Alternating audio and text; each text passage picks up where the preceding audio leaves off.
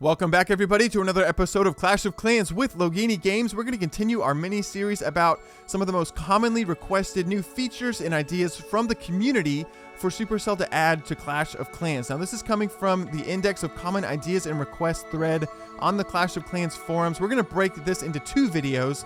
We'll save some of the larger clan war-related and clan-related requests for the next video and get through a lot of the miscellaneous ones today, starting with in matchmaking to have no troop selected while you're nexting. So here we are, our barbarians are automatically selected. So that means if my nexting button should happen to be over a portion of the map where I could deploy a troop, should I miss the next button, I would accidentally deploy that troop, and possibly that could be a catastrophe, especially if you're trophy pushing, you accidentally deploy a troop and you're forced to take what would probably be a bad trophy loss. So I think that's a pretty reasonable idea. Just don't have any troops automatically selected while you're nexting. That doesn't seem very difficult. But in a recent update, Supercell did say that they increased the surface area or added a safety zone around the next button so that it's actually kind of a larger space is what the nexting button kind of takes up. And it's a lot less likely for you to miss and accidentally deploy a troop. You'd have to like really miss to deploy a troop. I think that is how Supercell wants to address this feature request, so I'm kind of assuming that Supercell might see this one as done. So I don't think they're going to be adding that or deselecting troops in matchmaking. Not sure why, but I just think that's how they chose to address it.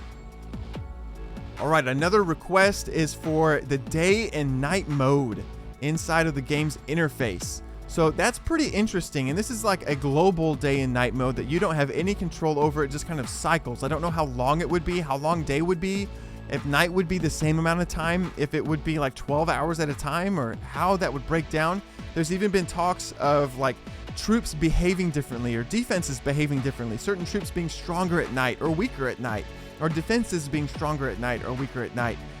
And while I think this is a very, very intriguing idea, and I actually thought the interface fan art that they were doing for this looked really cool, but I don't think it's very practical for Supercell to like add this on a global level where people, no matter what time of day it is where you are, it's either going to be nighttime in Clash of Clans or it's going to be daytime and you don't have any control over it. That would mean farming would probably work the best during a certain time of day, and that would be when you had the most activity on Clash of Clans would be during that time of day. Of course, matchmaking would be all dried up. I don't know, that doesn't seem very practical. I think it would be cool as an interface option for me to go to my settings and have an option for night mode, and that made my interface all dark and cool. That sounds awesome. But to make it this big kind of like global deal where you have no control over it, it automatically cycles and your troops are behaving differently, I don't know. I think that might be kind of damaging to matchmaking. I don't know what that would mean for clan war. I don't know. I think it's very intriguing. I would love to see the interface being able to be adjusted like that optionally, but maybe leave troops and defenses alone. Because again, that's very, very hard to judge how that would impact the gameplay. I don't think it would be that positive. So again, I don't think this is something Supercell is looking at implementing in the near future either. Another request for laboratories to show the current upgrade icon. So that now our laboratory, my laboratory will show you what I'm upgrading right there. It's hogs.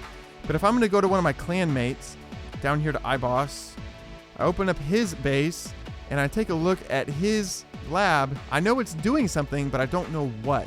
So this is a simple request to add the icon of what is being upgraded when you visit somebody's base. And I would actually like to see that on the barracks as well. I don't think I ever see that. And I don't even see that on my own base. I recognize that. But it would be cool if you're in clan war and you want to see what other people are cooking, what they're doing. You have to kind of wait until their army composition is fully cooked to see what they're using. Now that is a great feature. I love that. Click on an army camp, see the full army composition. I'm very happy with that, but it could be cool to see more of what's going on in the lab, what's going on in the barracks, that kind of thing, what's going on in the spell factory. So a neat feature. I definitely would appreciate it. I don't think it's a very pressing issue. I think that Supercell may have its hands busy with some other stuff. So I don't know. I don't think it's a near future thing. Maybe a distant future thing, and I would like it, but I don't know how soon that will be coming around. Another request, very common, is a list of the previous clan activity in a player profile. So if I open up Asher and I take a look at his profile, say he was new to the clan, which Asher is not, but for it to list maybe how long he stayed in his previous clan.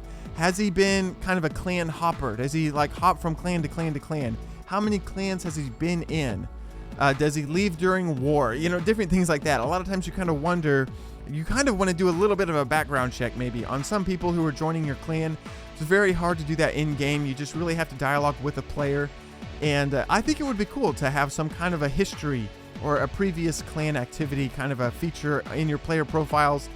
I like it. I don't think it's a hot topic for Supercell right now. It'd be cool to see, but I don't know if they're going to add that anytime soon. I don't know if there's really any motive for Supercell to add that either, other than we would like it, but it's not necessarily a drastic gameplay related change. More, it eases communication and makes it more convenient. So that would be neat to see, but I don't know if it's very likely. Other requests include some more level up rewards. You can see I am level 97 up here in the corner, and there's really not much you get for leveling up. You level up and you look cool. I'm 97. I'm approaching 100. I'm very excited about that. There are some things that you unlock in the shop related to like decorations at certain levels. I'm pretty sure at like level 75 I unlocked like the P.E.K.K.A statue, which maybe I should build. I don't know. Ooh, look at them. 500 gems. I'm sorry. I'm never going to spend gems on a flag. I'm sorry. I know I spend gems on stuff, but it's never going to be a decoration. So I agree. I think that level up stuff it has no real incentive. It just is there, and you unlock a couple decorations and that's it. It's cool though. I mean, I like being 97. I like being 100. I love seeing the guys who are donating huge amounts of troops who are like level 350 or whatever. It's crazy.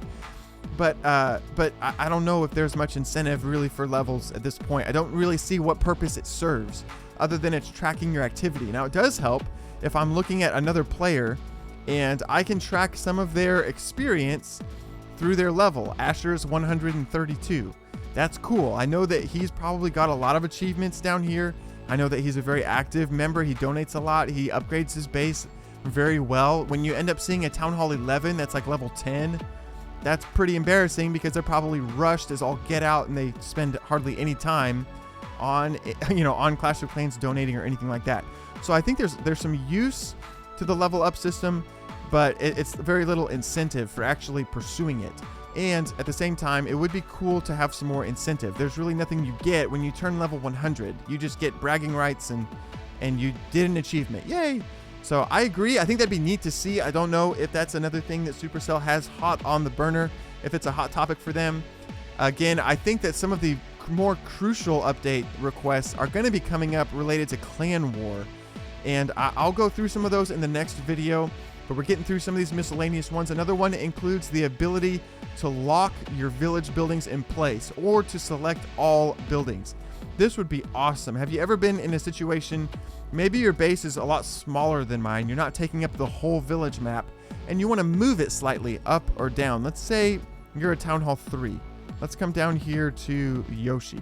Yoshi is not a Town Hall 3, but he's a good example. Take a look at his base.